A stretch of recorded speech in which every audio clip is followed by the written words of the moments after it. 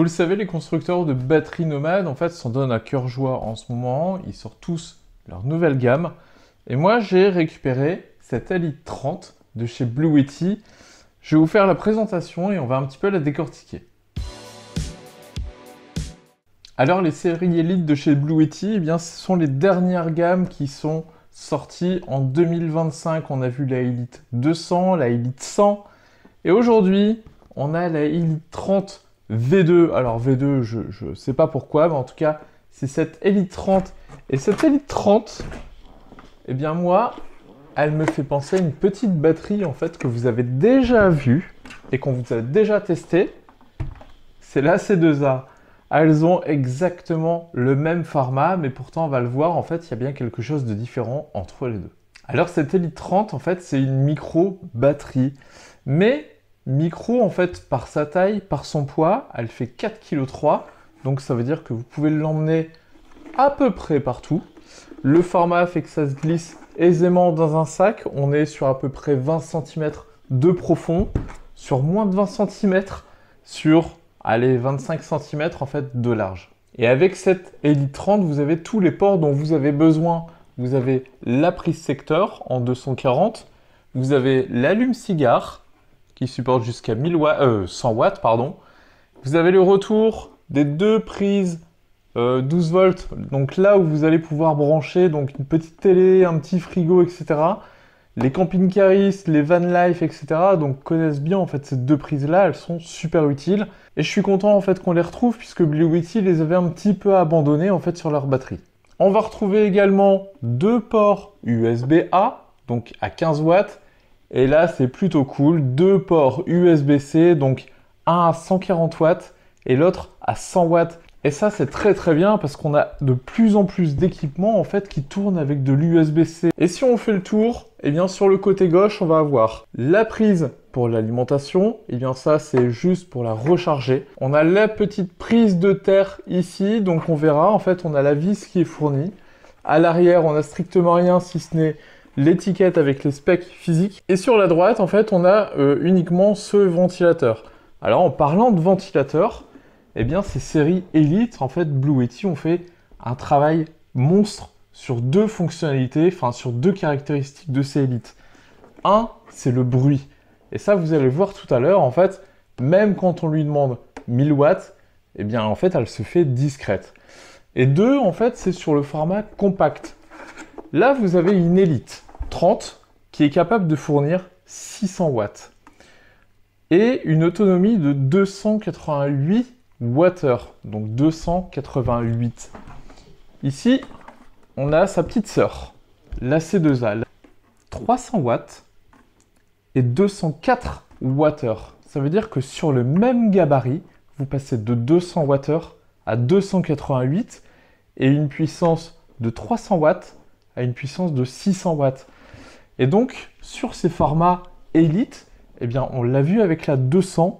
La 200, c'est vraiment un monstre de puissance, mais dans la taille en fait d'une AC 180. Et bien cette Elite 30, c'est exactement pareil. Vous avez deux AC2A en un seul. Enfin, c'est en tout cas sur le même format. Et quand on parle de charge, on avait la charge secteur ici, et on a aussi cette charge solaire. Donc ici, on a un port XT60 qui est limité à 200 watts. 200 watts de solaire. Sur le côté, on va avoir une recharge à plusieurs modes. On va pouvoir monter jusqu'à 380 watts. Donc on va avoir une charge silencieuse autour de 150-160 watts, une charge normale à 200 watts et une charge turbo à 380 watts. 380 watts, ça vous fait une recharge en une grosse demi-heure. Enfin, c'est incroyable. C'est le format qui s'appelle Grab and Go. Grab pour attraper et Go pour partir. Et comme d'habitude, Blue Yeti nous fournit un package sympa, mais on va dire le strict minimum. On a le livret, on a la petite vis pour mettre ici sur la prise de terre. Ça, c'est très important en fait si vous utilisez cette batterie en mode camping, etc. N'hésitez pas à lui mettre la terre, puisque la terre sera reportée ici au niveau du 240. Vous avez aussi un allume-cigare au format XT60. Donc ça, c'est pour recharger la batterie directement dans votre voiture. Et vous avez le câble d'alimentation ici qui va vous permettre de recharger donc votre batterie donc directement sur une prise secteur. Maintenant, on va passer au petit test pratique. Vous le connaissez, vous connaissez mes cheveux. J'ai toujours besoin de mon sèche-cheveux. Alors, sèche-cheveux qui consomme 600 watts, donc avec un premier cran à 300. Je vous montre en parallèle l'application donc Blue Yeti qui va reprendre donc cette Elite 30. Par contre, chose qui est top et que j'attendais depuis longtemps, c'est le Wi-Fi. En fait, maintenant, les séries Elite intègrent en fait le Wi-Fi. Et du coup, cette Elite 30, je suis connecté en Wi-Fi, elle reste à la maison, elle fait onduleur, etc. Et je peux la surveiller à distance. Et ça, franchement, c'est absolument canon. Depuis le temps, en fait, que les utilisateurs de Blue Yeti réclament cette fonction Wi-Fi, merci, merci, merci. On a du coup l'application qui est exactement la même en fait que d'habitude. Vous avez le visuel avec l'autonomie de la batterie, puissance d'entrée de réseau, puissance d'entrée solaire et sortie courant continu, courant alternatif. Possibilité donc d'allumer les ports ici, les DC et AC. Ensuite, on va voir le temps restant qui va s'afficher en fait ici en dessous aussi. On a un compteur avec les économies en fait faites si on le recharge avec du solaire et la consommation ici électrique en fait en fonction de la charge soit réseau soit solaire. Dans les paramétrages, on va avoir pouvoir partager l'appareil, donc ça c'est avec l'application en mode enregistré. Mot de passe connexion Bluetooth, ça c'est très bien puisque avant tout le monde se plaignait en fait que n'importe qui peut se connecter en Bluetooth à l'Elite, et bien maintenant c'est fini. On va avoir une fonction qui est juste canon, c'est le mode ASI, donc ça c'est le mode de charge, et on va pouvoir lui dire soit tu te charges normalement en fonction de la puissance de charge, en fait comme on veut, soit on priorise les panneaux solaires, donc par exemple avec un SOC minimum, en disant dès que tu passes en dessous de 20%, tu recharges en secteur. Dès que tu passes au-dessus de 20%, tu coupes ta charge secteur et tu passes en recharge solaire. On l'avait chez les autres marques, c'était absolument canon. On l'a maintenant sur cette Elite 30 et ça c'est juste formidable. On va avoir aussi en contrôle du temps et donc là on va pouvoir lui dire sur le planning, par exemple de minuit à 5h tu vas te charger, de 5h à 18h tu te décharges et de 18 à 24h tu te recharges. Et donc les créneaux horaires, ça vous allez pouvoir en ajouter, les supprimer, etc. Vous faites absolument comme vous voulez. Et là ici, personnalisé, c'est les mêmes, mais avec beaucoup plus de contrôle sur les temps, sur la charge du réseau, sur les paramètres SOC. Donc à quel niveau en fait vous voulez la décharge et la recharge.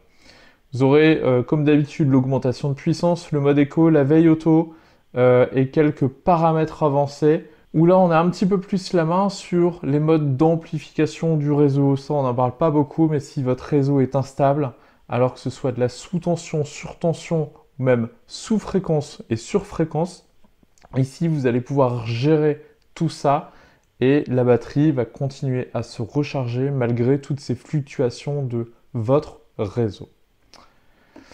Voilà, si on passe au petit test, sèche-cheveux, mode 300 watts.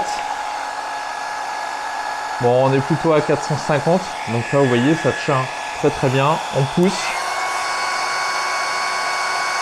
Et là on est à 570 watts, 575 à peu près. Donc vous voyez, il n'y a absolument aucun problème là. Voilà, aucun problème, on est en dessous des 600 watts. Et on va brancher mon grille-pain, donc qui fait 1000 watts.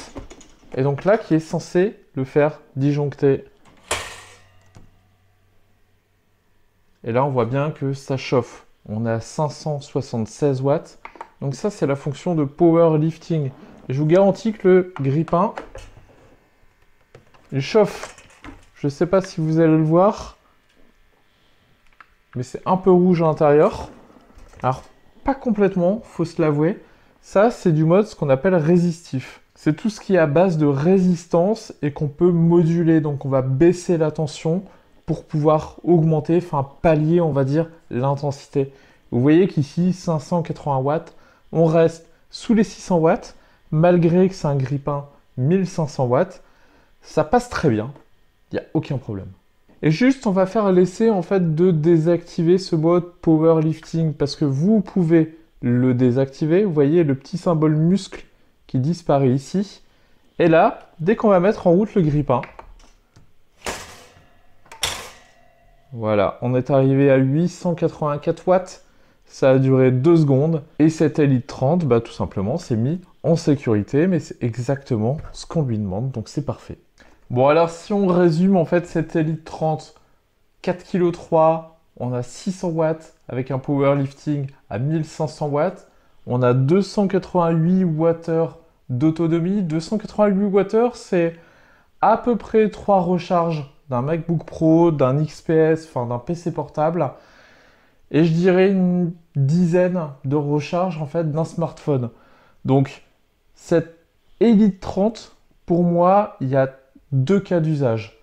Un sont les télétravailleurs, donc ceux qui restent en fait à la maison. Et dans ce mode-là, il y a 2 choses. Il y a soit vous la mettez au cul de la box, puisque cette Elite 30 fait UPS, c'est-à-dire fait onduleur, donc en moins de 10 millisecondes, elle a basculé donc, son alimentation donc, sur sa batterie, ce qui vous permet en fait que lors d'une coupure de courant, votre box reste alimentée. Deuxième cas, pour les télétravailleurs comme moi, eh bien, c'est le fait de brancher son ordinateur portable. En fait, vous avez cette petite batterie sur la table. Alors, c'est clairement du confort, hein, c'est du luxe, mais vous avez cette batterie sur la table, votre PC recharge en USB-C directement sur cette Elite 30, et vous n'avez pas à vous balader de chargeur, de bloc, de transfo, etc. Et ça, je vous jure que c'est vraiment un ultra confort. Et puis, deuxième cas, sont les van life.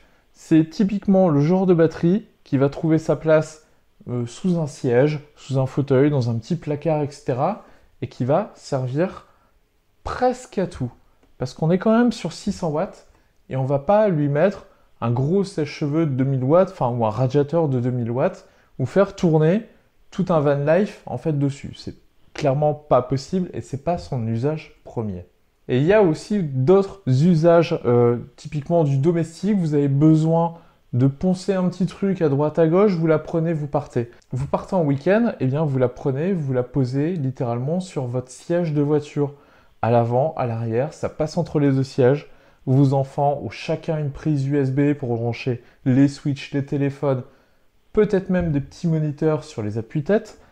Ça passe très très bien et ça ne prend surtout pas de place. Et puis pour ceux qui l'utilisent en plein air, eh bien ce port d'entrée solaire, 200 watts. Alors 200 watts, c'est vrai que ça peut paraître peu, mais aujourd'hui pour une batterie de à peine 300 Wh, pour moi c'est largement suffisant. Vous lui branchez un PV de 200 watts, même si ça recharge à 150 watts, eh bien en 2 heures, 2 heures et demie, en fait votre batterie est pleine et ça vous tient des recharges, au moins une dizaine de recharges de smartphone, donc c'est juste parfait. Alors cette batterie, elle sera proposée en août 2025 à 269 €. Ça, ce sera son prix public. Mais il y aura un prix de lancement à 199 €. Et je pense que 200 € ou 250 €, c'est un prix qui est correct. On ne va pas parler de rentabilité sur une batterie comme ça, c'est pas le sujet. C'est du pur confort. Vous la prenez, vous partez, vous avez une source de courant et une source de stockage. Et je pense que pour le prix, le format, le côté hyper silencieux qu'ont les élites maintenant, vous la mettez à côté de votre lit, je vous garantis que vous dormez. Hein. Vous entendez plutôt les moustiques que cette batterie. Et donc pour le prix, je pense qu'elle remplit beaucoup de fonctions qui sont très utiles en fait au quotidien. Alors j'ai cherché honnêtement un défaut à cette Elite 30 et j'en ai pas trouvé. La seule chose en fait qui me vient en tête, et je l'ai vu en fait sur des powerbanks, sont des petits câbles rétractables. Et ça, je rêve d'avoir une batterie avec un ou deux USB-C avec des petits câbles rétractables. Donc maintenant que Blue Yeti sait faire des batteries puissantes avec de l'autonomie sur un format qui est ultra compact, ça serait juste canon. Si, en fait, il y a un tout petit défaut, il n'y a toujours pas de QI au-dessus des chargeurs induction. Et ça, je rêve de retrouver ça depuis mon EB70. C'est incroyable. Bon, j'espère que cette vidéo vous aura appris quelque chose donc, sur cette Elite 30. N'hésitez pas à poser vos questions si vous en avez dans les commentaires, je vous y répondrai avec grand plaisir et je vous dis à bientôt. Ciao.